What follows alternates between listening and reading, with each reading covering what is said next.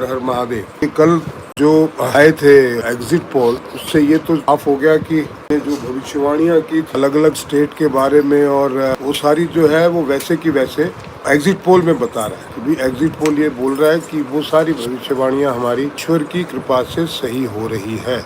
अब हम जो अगले 1 महीने तक सीरीज रखेंगे ये होगी कि मोदी 3.0 में होने क्या क्या जा रहा है। उसके कुछ मैंने ग्लिम्पसेस आपको पिछले 2-4 लाइव में दिए थे, और कुछ जो है अब बाकी जो है अपन एक एक करके आगे अभी डिस्कस करते जाएंगे। आज उस कड़ी का एक पहला एपिसोड है लगभग कि मोदी 3.0 में एक बहुत बड़ा काम होने वाला है। वो ये है, मुसलमानों को जो अल्पसंख्यक का दर्जा दिया हुआ, ये बड़े अल्पसंख्यक है जी। 25 करोड़ की आबादी को अल्पसंख्यक माना गया है, जो आज की डेट में आप देखे जाए तो इंडोनेशिया के बाद में सबसे ज्यादा मुसलमान जो है नंबर पे भारत में है। और इंडोनेशिया पूरी जो कंट्री है उसके लगभग बराबर मुसलमान हमारे यहाँ। तो क्या वो अल्पसंख्यक हो सकते हैं?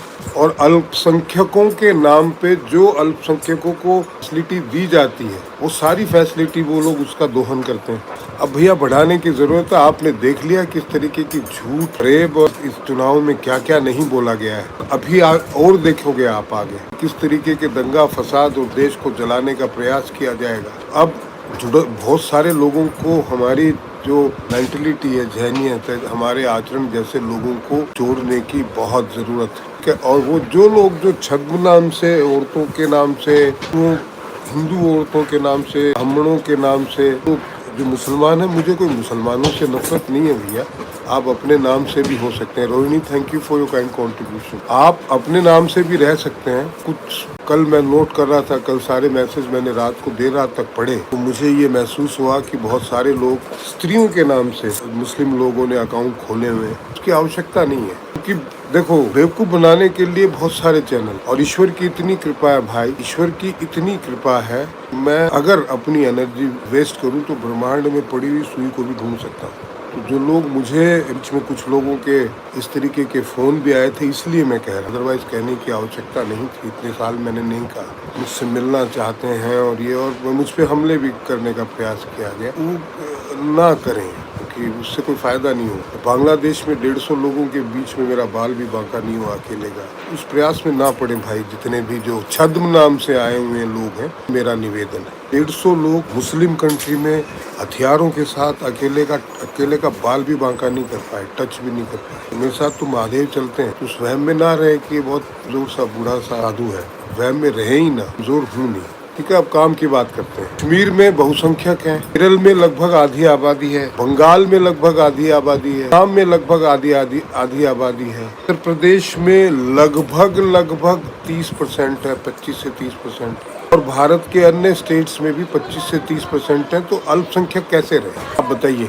आने वाले 3.0 में 2024-25 में, 24 एंड से या 25 में, मतलब ये ऑनगोइंग प्रोसेस है। 24 तो लगभग समाप्त हो गया, ये तो दंगे फसाद को और बाकी चीजों को नियंत्रण करने में ही निकल जाएगा। इस तरीके की परिस्थितियों का निर्माण करेंगे। सड़क अभी आप देखो, आज से वो फर्जी किसान शुरू हो जाएंगे। ये अलग अलग, कल मीटिंग किस चीज की हुई थी कि आज किसानों को बोलेंगे, कल उसको बोलेंगे, चारों तरफ आंदोलन ऐसा खड़ा कर देंगे कि हाहाकार मच जाए। हालांकि बड़ी सख्ती से निपटा जाएगा। और जो इस वहम में है कि अब की बार पिछली बार की तरह जो है इनका बैठा के को मेवे मिश्री खिलाते रहेंगे लोग, और से देके, और ये जो है उपद्रव करते रहेंगे, परिस्थितियां अब होनी नहीं है। जितना दंगा करने की कोशिश करेंगे उतना सख्ताई से निपटा जाएगा। लेकिन 4 को रिजल्ट आने और गवर्नमेंट फॉर्म होने तक स्थितियां नाजुक है, तो सचेत रहें। तो इतनी बड़ी संख्या में इतना बड़ा देश का जो बजट है वो अल्पसंख्यकों के रूप में जा रहा है। इतनी बड़ी आबादी का ये फायदा उठा रहे हैं, कानूनी तौर पे भी और हर प्रकार से। तो मोदी 3.0 में जो मुस्लिम्स हैं, अल्पसंख्यक है भी नहीं। अल्पसंख्यक होते तो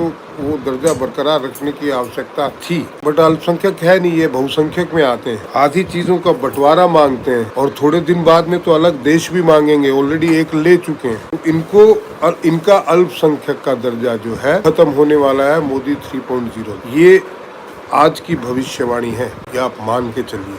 हमारे अपने सनातन परिवार से हमने पहले भी कई भविष्यवाणियां की है जो सही हुई है।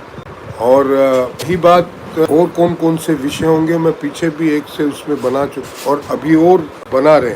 जिस विषय पे अपन आएंगे वो भी बता देता हूँ। 11 बजे द फैक्ट स्पीकर पे जो आएंगे वो विषय मैं आपको बताता हूँ वो क्या है। कि मैंने तो नोटिफिकेशन पहले से ही दी हुई है भैया, और भारत जीत गया 4 तारीख को। लोग तो अभी भी बोल रहे, और मैं आपको ये भी यकीन दिला दूं कि ये जो अभी एग्जिट पोल आए इससे अच्छा ही प्रदर्शन रहेगा, इससे कमज़ोर नहीं रहेगा, क्योंकि इन्होंने बहुत रो रो के दिया है यार। कहीं इतनी नहीं आई तो फिर हमारा बड़े सचेत होके दिया है। अभी आज जो हम बात करेंगे 11 बजे, क्या विदेशों से आ रहा पैसा कांग्रेस का है, ये इस विषय पे हम लोग द फैक्ट स्पीकर पे 11 बजे बात करेंगे। तो आप ज़्यादा से ज़्यादा संख्या में जुड़े, और रात को जब वो हम आ जाएंगे, कई पुरातन मंदिरों का जीर्णोद्धार करवाएंगे मोदी, ये विषय है। तो ये जो अभी मोदी 3.0 के अंदर जो भी होने वाला है, उसको हम एक एक चीज़ को लेके चल रहे हैं। और 4 तारीख मतलब 3 तारीख की रात से लेके और 12 तारीख तक, 13 तारीख तक मैं बाहर रहूँगा, मतलब दक्षिण के तीर्थ स्थलों पे अपने पूरे कुटुंब के साथ। 12-15 लोग हो, तो ऐसे में एक ही टाइम आया जाएगा, या हो सकता है दोनों टाइम आने का मैं प्रयास करूँगा। रात को 9 बजे का जो है वो अपन अनवरत जारी रखें। 4 तारीख तक की नोटिफिकेशन मैंने दी हुई है, और 4 के बाद की नोटिफिकेशन देखते हैं आजकल में क्या डेवलपमेंट होता है, उसके हिसाब से अपन टेस्ट पे लाइव जाएंगे। कि अब की बार पिछली बार की तरह जो है इनका